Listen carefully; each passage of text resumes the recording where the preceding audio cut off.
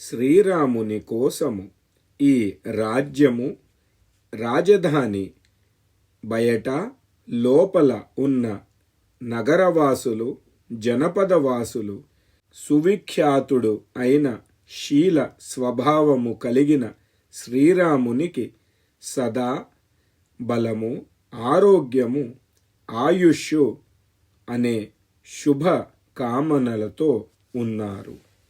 ఈ నగరములో ఉన్న వృద్ధులు, యువతి మణులు అందరూ స్త్రీలు ఉదయము సాయంకాలము ఏకాగ్రచిత్తముతో పరమ ఉదార స్వభావము కలిగిన శ్రీరాముని యువరాజు పదవి పొందాలి అని దేవతలతో నమస్కారపూర్వకముగా ప్రార్థనలు చేస్తున్నారు.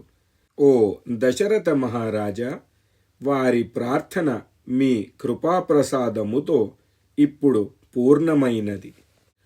ఓ శ్రేష్టమైన రాజా, నీల కమలము సమానమైన శ్యామకాంతితో సుశోభితుడు అయ్యే సమస్త శత్రువులని సంహారము చేసే సమర్థుడు మీ జ్యేష్ఠపుత్రుడు శ్రీరాముడు ఈ యువరాజు పదము మీద ఉండాలి అని మేము ఆశిస్తున్నాము.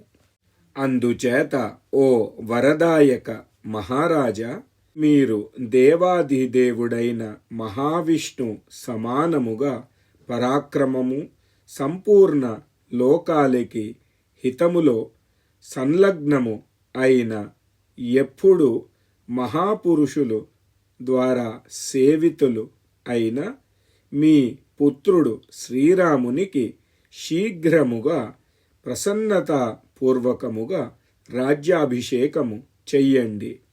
మా అందరికీ ఇందులోనే హితము. హరిః ఓం శ్రీ గురుభ్యో నమః.